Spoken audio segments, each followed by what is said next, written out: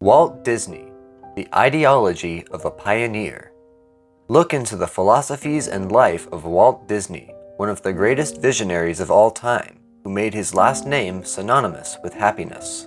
It's fun to make a short subject. With a feature, you have to be very careful because you must sustain interest for an hour and 20 to 25 minutes. But I enjoy making all kinds of films. One of the greatest visionaries of the 20th century, Walt Disney ushered his empire to heights that no other entity has been able to reach. His accomplishments exceed that of any normal man, and while he has his dated flaws, he was always looking at ways to be different and to exceed. As an animator, film producer, and an entrepreneur, Disney created some of the most memorable films and characters in existence. The world knows his name, and he is responsible for developing the medium that we all used to grow up watching on Saturday mornings. In what you think now about television after 2 or 3 years of exposure? Well, it's wonderful. It's wonderful. You get to reach people in a sort of an immediate way. Taking you through key parts of his life and the ideologies that created one of the largest empires in current history. Although some of his ethics seem out of place, he came from an era when much of the things we consider now were not thought about then. His nationalistic views and capitalist tendencies were some of the things that paradoxically left him just as much in infamy as it did in notoriety. Developing Disney. Walter Elias Disney was born on December 5, 1901 in Chicago, Illinois, with 4 brothers and 1 sister. He grew up in an Irish Catholic household with strict views and morals. When he was 4, he moved to a farm in Missouri. Walt loved to draw and would practice by drawing front-page cartoons. He set on becoming a newspaper cartoonist, but didn't realize how far he would later take it. At the age of 16, Disney dropped out of high school because he wanted to join the army. He was too young, so instead he went to physical labor.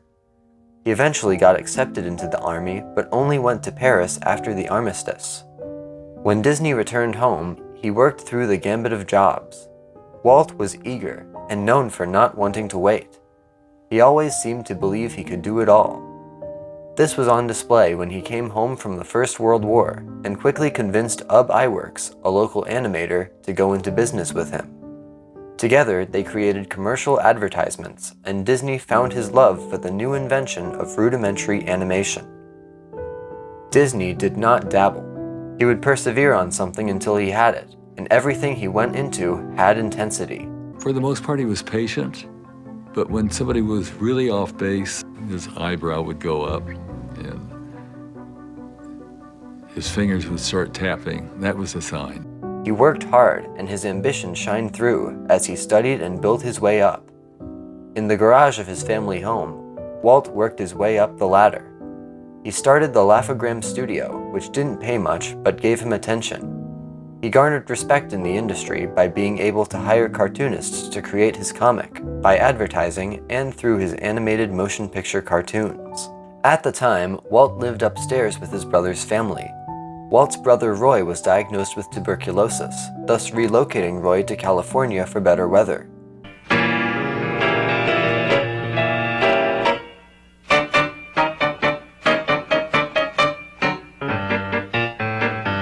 Walt was left alone, fervently working even when not making money. After the demise of his first animation studio, he packed up his things to go live with his brother in California. He carried the lessons he learned from Kansas City with him to take advantage of opportunities and take the hard knocks with the good breaks, he would later go on to say. At just 21, Disney moved to Hollywood. Quiet and destitute in his studio late at night during the Depression, Disney saw a little mouse poke out of the hole in the wall. This prompted him to create the character Oswald, later to become Mickey Mouse.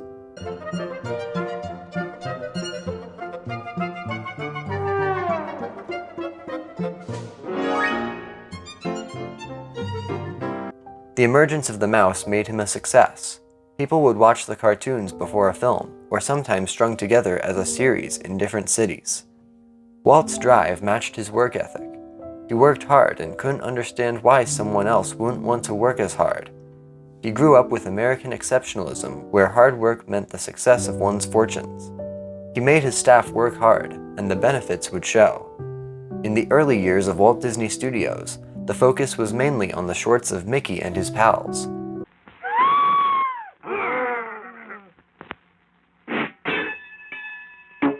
Disney's success happened when the animated feature Snow White and the Seven Dwarfs was released.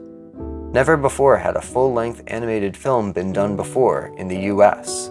His hard work and dedication built him to win an Academy Award and allowed for the rest of his empire to take off. Now that a new precedent had been set, he could only dream bigger. Feature length was the standard now, and Disney had to back it up. With more workers, they were able to create remembered films like Pinocchio, Fantasia, Bambi, and Dumbo.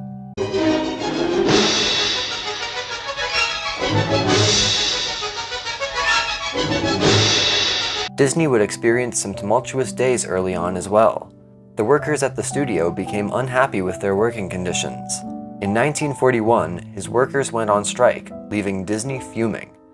As hard of a worker as Disney was, he expected everyone to work as hard as him, which meant to never stop. Unorganized pay distributions and privileges led to the firing of almost half the company, many animators. Eventually forced to recognize the unionized structure Screen Cartoonist Guild, Disney would always have a sour taste when reflecting on that time. It was the studio that went against him at this point. It was his own creation that went against him. The Disney Empire. Disney would go on to become more than just an animator. He was a film producer and an entrepreneur as well. His creativity brought him to think ethically about the future.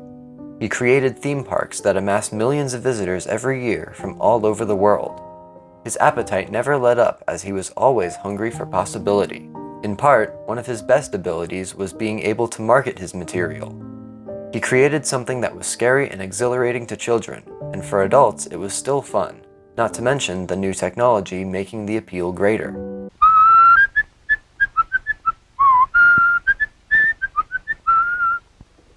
It's pretty good. That's marvelous. He marketed himself into a figure that was a persona of someone better than himself.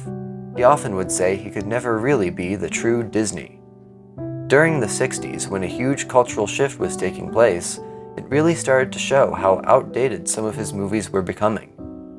At that moment, more than any other, would Walt's ideologies really start to become out of favor with the American public. His views countered the youth culture, and the place where they used to fit in no longer was the reality. Here is all the action you ever hoped to see on the screen, as the courageous Swiss family is forced to defend the home they had carved out of the wilderness. His personal beliefs slipped into his work through films such as Pollyanna and The Happiest Millionaire. While some faithfuls may disagree, these films never did well, and only showed off Disney's views in a less than flattering light. It makes sense that he would either consciously or subconsciously display it into his work. Although as he was getting older and his audiences grew, he had to incorporate what was popular. This gave way to films like Mary Poppins, which came out 2 years prior to his death on December 15, 1966.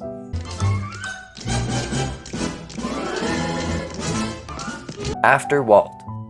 Walt's legacy continues to live on as the company is now worth over $200 billion and owns 7 other companies. They are a huge presence in modern media and have a hand in most of the content that is put out today, from cable television to film and themed experience. The company has sought to become more inclusive and diverse. Their Renaissance films started a new brigade of people in charge. They ushered in films like Aladdin, Lion King, and Tarzan. Walt Disney Pictures presents an entertainment event you'll never forget.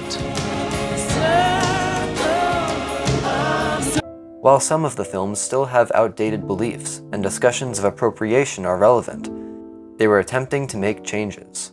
Walt went through the trials and tribulations that life throws at you. Always rebounding was one of his strong suits. Thrusting animation technology forward, he created a new art form for all to enjoy. The business models and tactics can still be seen in use today with large superhero franchise films that succeed greatly. The stories he told range in so many capacities they feel universal to us all.